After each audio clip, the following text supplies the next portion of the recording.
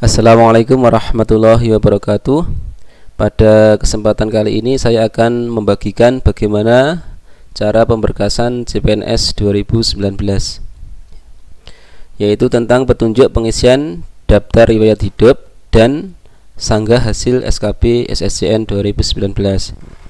Ya, langkah pertama untuk alur kelulusan SSCN 2019, yaitu peserta bisa login ke akun SSCN-nya. Terus kemudian nanti akan ada dua kemungkinan ya setelah masuk. Yang pertama yaitu lulus, dan yang kedua adalah tidak lulus ya. Jika nanti Bapak Ibu lulus, maka akan diberikan dua pilihan. Pilihan yang pertama yaitu pengisian DRH atau daftar riwayat hidup. Yang kedua yaitu mengundurkan diri ya. Jika tidak lulus, maka akan ada dua pilihan juga. Yang pertama yaitu setuju ya, setuju bahwa atau menerima kalau peserta tersebut tidak lulus. Yang kedua yaitu mengajukan masa sanggah ya. Masa sanggah ini akan dilaksanakan pada tanggal 1 sampai 3 bulan November ya 2020. Terus kemudian selanjutnya, kalau peserta lulus seleksi tetapi ingin mengundurkan diri, maka ada beberapa langkah. Yang pertama, silakan masuk ke akun masing-masing, yaitu dengan alamat berikut ya. Alamatnya ini seperti ini. Terus kemudian silakan dimasukkan nick dan password pada saat registrasi. Nah, terus kemudian setelah dimasukkan username atau nick dan passwordnya, maka akan tampil seperti ini ya. Ini artinya teman-teman itu lulus SKB CPNS 2019 ya. Setelah lulus, maka akan ada dua pilihan. Yang pertama yaitu ingin mengundurkan diri ya. Dia tidak melanjutkan pengisian daftar riwayat hidup atau pemberkasan. Yang kedua adalah pilihan ya. Kalau misalkan teman-teman memilih ingin mengundurkan diri, maka silakan klik tidak, saya ingin mengundurkan diri ya. Setelah itu maka akan ada tampilan seperti ini ya. Tampilan seperti ini ya. Langkah selanjutnya, jika peserta memilih tidak, saya ingin mengundurkan diri, maka akan muncul kolom unggah surat pengunduran diri, di mana template-nya sudah disediakan di bawah tombol unggah ya. Ini yang warna merah ini, silahkan diklik, nanti ada template-nya. Silakan diisi, setelah diisi ditandatangani, terus kemudian silakan diupload di Chosfil. Nah, setelah diupload, terus kemudian silakan unggah surat pengunduran diri. Setelah diklik yang warna merah ini ya, unggah surat pengunduran diri, maka nanti akan tampil pertanyaan ya. Pertanyaannya seperti ini. Setelah Anda mengunggah surat pengunduran diri, maka status kelulusan Anda dibatalkan dan Anda tidak bisa lanjut ke tahap pemberkasan. Apakah Anda yakin untuk mengundurkan diri dari seleksi CPNS? Ya. Jika iya, maka akan tampil seperti ini. Artinya ya, teman-teman tidak bisa melanjutkan pemberkasan. Ingat, jika sudah ada tampilan seperti ini, berarti sudah tidak bisa dirubah lagi. Oke, seperti itu. Oke. Bagaimana kalau peserta seleksi ingin melanjutkan pemberkasan ya? Ini yang kedua. Maka caranya mirip dengan awal tadi ya. Cuman di sini pada saat pemilihan, apakah Anda ingin melanjutkan pengisian daftar riwayat hidup dan pemberkasan CPNS 2019, maka silakan pilih ya. Kalau tidak, mungkin seperti tadi yang awal tadi. Kalau iya, maka silakan klik pengisian DRH atau daftar riwayat hidup. Oke, selanjutnya langkah pertama pengisian data perorangan. Ini ada sekitar 7 pengisian data ya. Yang pertama data perorangan, pendidikan, pekerjaan, daftar keluarga, organisasi, dokumen, dan akhir nanti resam. Langkah pertama adalah pengisian data perorangan. Ini yang berisikan biodata calon CPNS. Kolom yang ditandai bintang merah adalah wajib diisi. Isikan biodata, alamat, dan keterangan lainnya. Ya, nanti ada beberapa isian yang otomatis sudah terisi, ada juga isian yang harus diisi oleh calon peserta pemberkasan. Ya. Contohnya seperti ini. Untuk alamat nanti silakan diisi.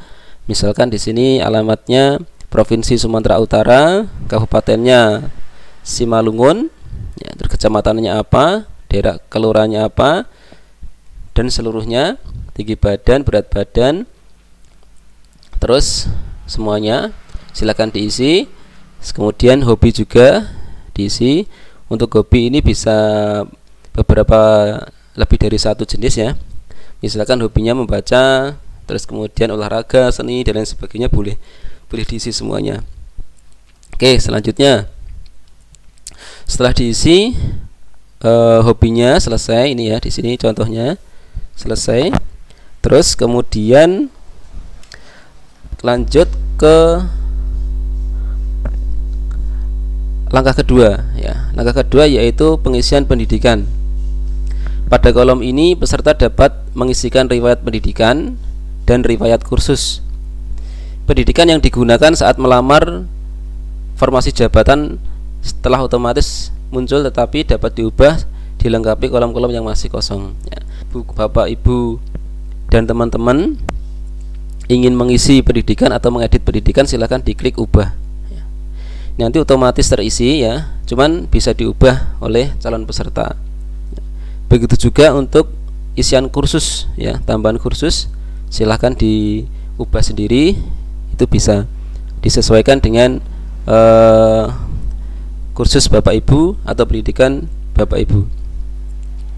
Oke, selanjutnya perlu diketahui bahwa peserta tidak dapat menambah pendidikan yang setingkat dengan pendidikan yang digunakan untuk melamar atau pendidikan yang setingkat lebih tinggi ya. Misalkan saya adalah seorang lulusan S2 pendidikan matematika, terus kemudian pada saat saya melamar saya menggunakan S1 pendidikan matematika ya.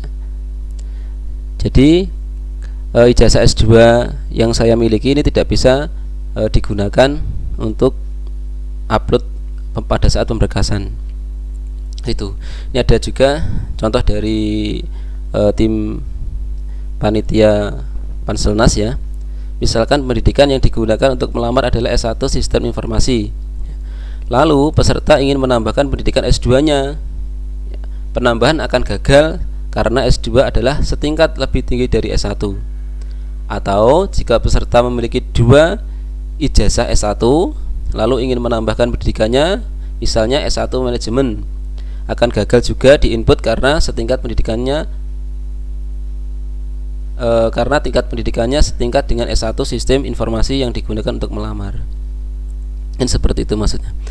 Oke, selanjutnya tambahkan pula riwayat pendidikan peserta sejak sekolah dasar, menengah, dan atas dengan mengklik tombol tambah. Jadi mulai dari SD, SMP, SMA silahkan dimasukkan datanya.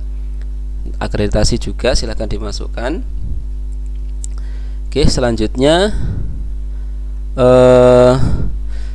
adalah pengisian riwayat kursus.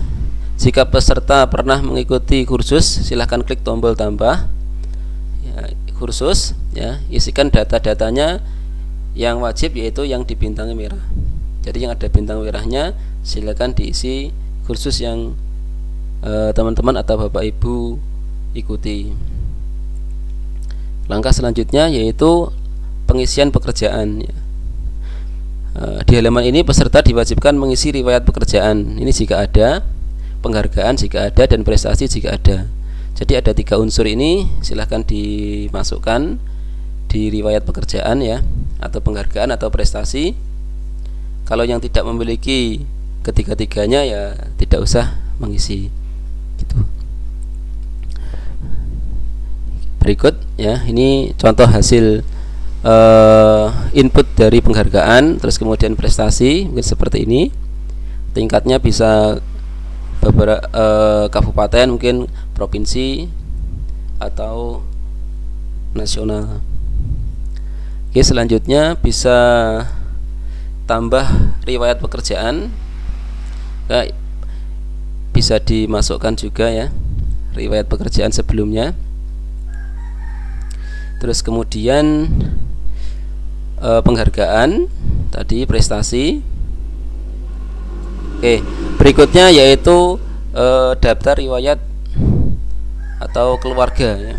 Ini suami istri bisa dimasukkan. Terus kemudian riwayat anak, orang tua kandung, saudara kandung, bapak ibu atau mertua. Terus kemudian berikutnya yaitu cara pengisian atau menulis daftar riwayat istri atau suami ya. Pertama dimasukkan niknya berapa, nomor kakaknya berapa. Terus kemudian ini untuk calon yang pasangannya PNS juga ya, jadi silahkan diisi. Oke, selanjutnya anak juga diisi. Terus berikutnya adalah organisasi, bisa diisikan di sini juga. Tambah organisasi, nama organisasinya apa, jabatannya apa, tanggalnya mulai berapa, selesainya tanggal berapa, tempatnya di mana, pemimpinnya siapa. Nanti silakan dimasukkan. Terus keterangan lain-lain, ini ada nomor surat catatan kepolisian dimasukkan, tanggal surat catatan kepolisian ini tentang SKCK ya, dimasukkan semuanya. Terus kemudian surat sehat, jasmani rohani, bebas narkoba dan lain sebagainya. Oke, berikutnya yaitu ini tambah organisasi yang saya jelaskan tadi. Langkah terakhir yaitu unggah dokumen ya. Setelah daftar riwayat tadi sudah diisi semuanya, yaitu langkah terakhir yaitu mengunggah dokumen. Dokumennya yang diunggah ini ada beberapa dokumen ya, 1, 2, 3, 4, 5, 6, 7, 8 dengan ukuran rata-rata maksimal setiap dokumen itu 500 KB kilobit ya. Yang pertama adalah ijazah asli, terus kemudian transkrip nilai, surat pernyataan 5 poin, terus kemudian SKCK, surat kesehatan rohani dan jasmani, surat keterangan tidak mengkonsumsi narkotika, terus kemudian bukti scan pengalaman kerja yang dilegalisir oleh pejabat yang berwenang apabila memiliki masa kerja. Dan yang terakhir adalah file daftar riwayat hidup yang sudah diisi tadi ya, yang sudah diisi tadi, setelah dicetak, kemudian diupload di sini. Nah, nanti setelah diklik selesai, maka akan muncul tampilan daftar riwayat hidup seperti ini ya. Ya, terus kemudian silakan ditulis yang kosong-kosong. Nah, nanti akan tampil seperti ini daftar riwayat hidupnya. Daftar riwayat hidup yang telah ditandatangani wajib diunggah dengan multipix atau hasil cetakan daftar riwayat hidup perorangan dan data riwayat hidup di-scan menjadi satu halaman lalu diunggah di kolom yang sama ya, seperti tadi. Nah, kalau peserta tidak lulus dan mengajukan sanggah, ini bisa akan tampilannya seperti ini. Ini menunjukkan bahwa peserta tidak lulus CPNS 2019 ya, ini bisa melakukan pengajuan sanggah ya, pengajuan sanggahnya. Terus kemudian silahkan perihal apa yang disanggah ya, misalkan sertifikat pendidiknya ya, terus kemudian nilai SKB catnya, terus kemudian nilai SKB non catnya, terus kemudian alasannya apa, silahkan terus kemudian bisa berupa file ya, ini ya masa sanggahnya, sanggahnya bisa berupa file dimasukkan. Terus kemudian setelah itu baru dikirim. Setelah dikirim nanti akan ada informasi dari instansi bahwa sanggahnya diterima atau tidak. Mungkin seperti itu dari saya. Mudah-mudahan bermanfaat. Jika ada kata-kata yang salah, saya mohon maaf yang sebesar-besarnya. Assalamualaikum warahmatullahi wabarakatuh.